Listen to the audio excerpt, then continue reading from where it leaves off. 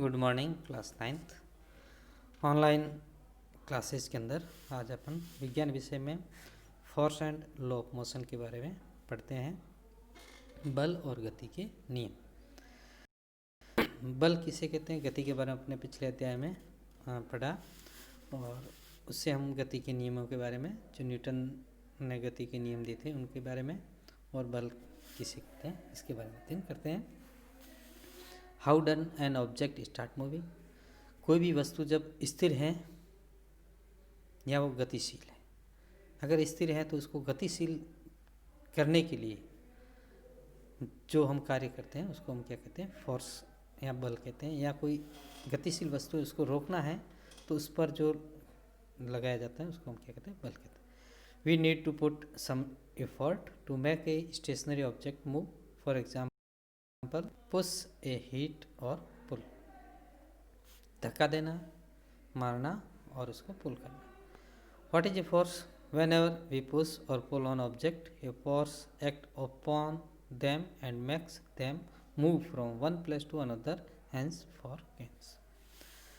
कोई भी वस्तु है, अगर उसके ऊपर हम धक्का देते हैं या उसको प्रेशर लगाते हैं, पुल करते हैं, तो वह गतिशील होती है और उसकी जो स्थान है वो परिवर्तन हो जाता है। इसको हम गति कहते हैं। Initiation motion in a motionless object. Change, increase और decrease the velocity of the moving object. गतिशील की उसकी जो वेग में परिवर्तन करते हैं। Alter the direction of a moving object. किसी भी मूविंग ऑब्जेक्ट की दिशा बदलते हैं।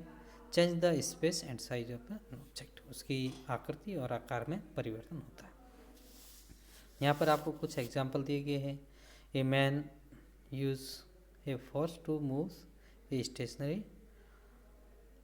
लॉनर, यानी बगीचे के अंदर जो मशीन है उसको घुमा घुमा करके।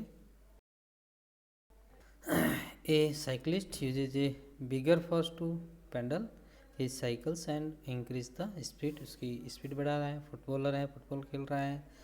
और a baker uses a force on his dough to shape it into a curry puff. रोटी बनाने के लिए जो इस पर प्रेशर लगाया जा रहा है। Balance and unbalance force. Force जो है उसको बैलेंस फोर्स कैसे कहते हैं और unbalance. Balance force when equal motion of force are applied on an object from different direction such that they cancel out each other. अगर हम किसी वस्तु पर दोनों ही तरफ से बराबर मात्रा में अगर लगाते हैं और उसकी दिशा में कोई परिवर्तन नहीं हो रहा है, इस प्रकार के फोर्स को हम क्या कहते हैं, बैलेंस फोर्स कहते हैं। They do not change the state of rest और मोशन। एफ जो प्लस का और एफ माइनस का दोनों अगर इक्वल होते हैं तो उसकी वस्तु की आकार, आकृति में या स्थान में किसी प्रकार का परिवर्तन नहीं होता है। They may change the shape and size of an object. Force exerted by table on the cup. Weight, नीचे की तरफ जो कप रखते हैं टेबल का, उसका जो भार है नीचे की ओर। Unbalance force when force applied to an object are of different magnitude और not in opposite direction so as to cancel. यहाँ पर आप देखिए बच्चा जो है झूले पर बैठा है, एक तरफ सेव रखा है, एक तरफ बच्चा रखा है। तो यहाँ पर अगर ये बैलेंस होता तो एक लेवल पर रहता है यहाँ, लेकिन बच्चा जहाँ बैठा उधर फोर्स ज़्यादा लग रहा है, इसलिए पट्टी जो है नीचे हो गई और सेव का भार हल्का होने के ऊपर की तरफ। व्हाट इज द फोर्स और फ्रैक्शन। फ्रैक्शन यानी घर्षण।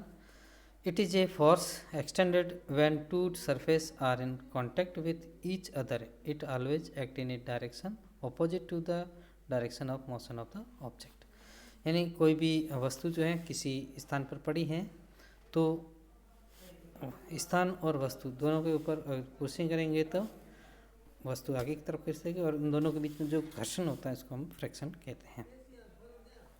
First law of motion, Galileo's observation.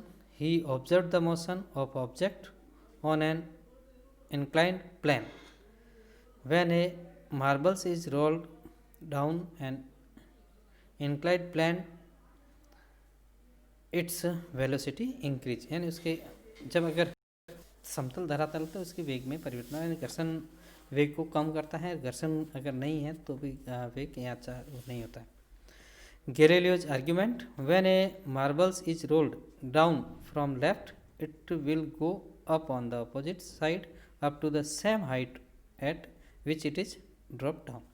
आप यहाँ पर देखेंगे जो इस प्रकार से मार्बल को सेट किया गया डायग्राम में, तो जितनी गति से यहाँ से गेंद ऊंचाई से नीचे की ओर आएगी उतनी ही समतल से वापस ऊंचाई की तरफ जाती है। If the initiation of plane is equal the marble would travel equal distance will climbing up as travelled will rolling down.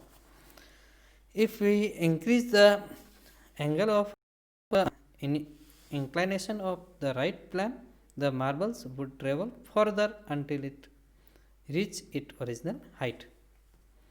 If the right side plane is made up flat, marbles would travel forever to height. यानी जितनी ऊंचाई से इसको गिराया जाता है उतनी ही height तक ये आगे की तरफ गति करती है। तो आज हम इतना दिन करते हैं, बाकी अपन कल देखते हैं। धन्यवाद।